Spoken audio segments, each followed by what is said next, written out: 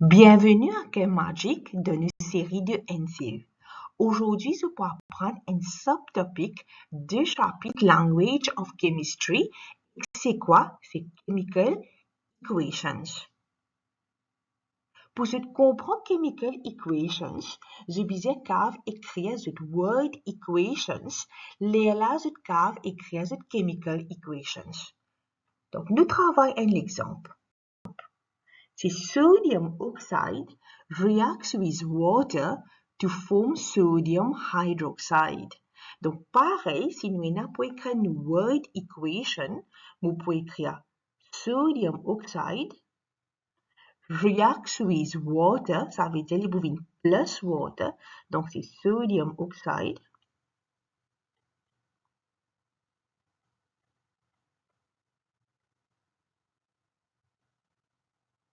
reacts with, il y a plus water,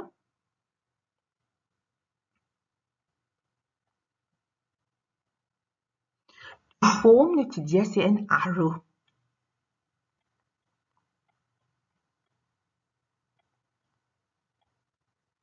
To form sodium hydroxide.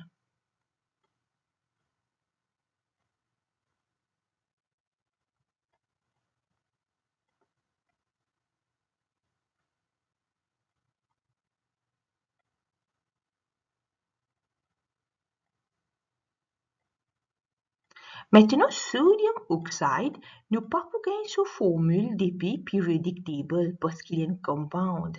Nous gagnons information seulement de l'élément depuis d'un periodic table.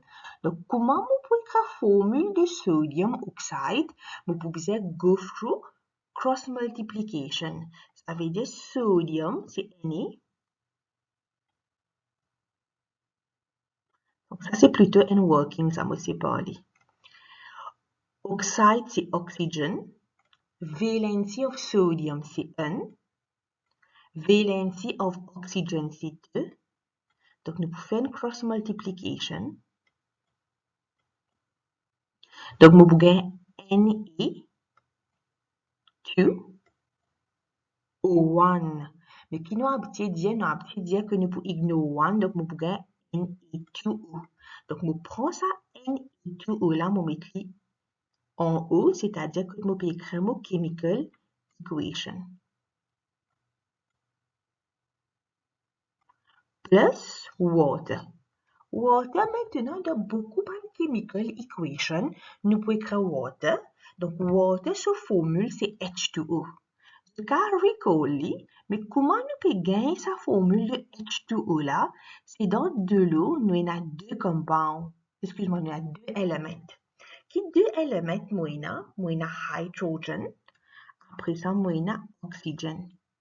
Donc, hydrogène sur valency, c'est 1. Donc, je vais recall ça hydrogène sur valency, c'est 1. Oxygène sur valency, c'est 2 parce qu'il est de groupe 6. Donc, nous pouvons faire cross multiplication. Nous pouvons gagner H2 ou 1. Nous pouvons ignorer 1, nous pouvons gagner H2O. Donc, nous finissons la formule du sodium oxide. Nous finissons la formule de l'eau. Next, nous pouvons procéder avec sodium hydroxide. Donc, nous mettons arrow. C'est sodium hydroxide. Nous pouvons Na. Hydroxide, c'est un radical. Donc, je vais recall cette formule. Donc, c'est OH. Valency de sodium, c'est 1. Valency de hydroxide, c'est 1. Donc, pareil, nous pouvons faire cross multiplication.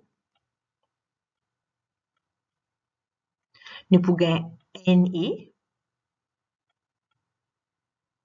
Na 1. Je vais faire sa partie de chemical equation là. Je vais recall ban affaire, ban diatomic molecules. Je vais recall formula and valency of radicals. Après ça, je vais comprendre comment écrire cross multiplication. Donc, ici, nous pouvons Na1. Radical, nous disons à chaque fois, nous mettons de bracket. Donc, c'est OH. Fait un bracket 1.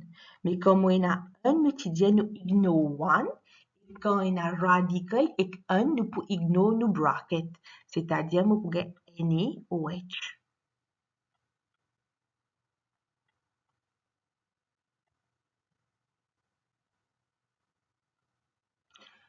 Donc là, maintenant, nous pouvons écrire nos NaOH ici. Quand nous finissons d'écrire cette partie-là, nous pouvons compter nous pouvons est-ce qu'il nous a atomes de côté gauche, je vais balancer avec nos atomes de côté droite. Si je balance ici, OK, vous pouvez appeler cette équation-là balance equation ou soit chemical balance equation. S'il n'est pas balancé, nous pouvons ajouter un chiffre devant. N'importe quel chiffre, c'est devant pour nous balancer l'équation. Allez, nous considérons cette partie-là. Donc, premier que nous pouvons trouver, moi, il y a 2 sodium, il écrit N2O. Ça veut dire, moi, il y a 2 sodium de côté gauche. Nous quittons un coup de côté droit. De côté droit, nous pouvons trouver, nous, il y a un seul sodium. Il n'est pas balancé. Quand il n'est pas balancé, moi, tu dis, nous mettons un chiffre. Chiffre-là, nous mettons devant, c'est-à-dire, nous mettons devant sodium. On met devant sodium of sodium hydroxide. Donc là, qui est arrivé, on a 2 sodium de côté gauche. On a 2 sodium de côté droit. Ça veut dire sodium pour le moment balancé. À chaque fois, nous allons checker atome par atome. Oxygène, maintenant, on a un atome d'oxygène pour sodium oxide. On a un atome d'oxygène pour water. Ça veut dire 1 plus 1, ça me fait 2 atomes. Ça veut dire de côté gauche, moi, on a 2 atomes d'oxygène. Nous allons écouter maintenant côté droit, combien d'atomes d'oxygène moi, on a. Moi, tu dis, ça 2 devant sodium hydroxide là, 2 là, les pour sodium, 2 là, les pour oxygène, 2 là, les pour hydrogène. Ça veut dire qu'il nous peut conclure ici, moi, on a 2 oxygènes. Ça veut dire oxygène sur atome aussi peut balancer. Nous move to the next element, c'est-à-dire hydrogen. Donc, moi, on a H2. H2, ça veut dire combien d'atomes de hydrogène moi, on a 2 hydrogen atomes. De côté droit maintenant, combien d'atomes de hydrogène moi, on a 2 hydrogènes. Donc, indirectement, qui nous trouvait que tout bon atome de côté gauche, c'est pareil comme tout bon atome de côté droit. Donc, nous pouvons dire que nos équations les balancées.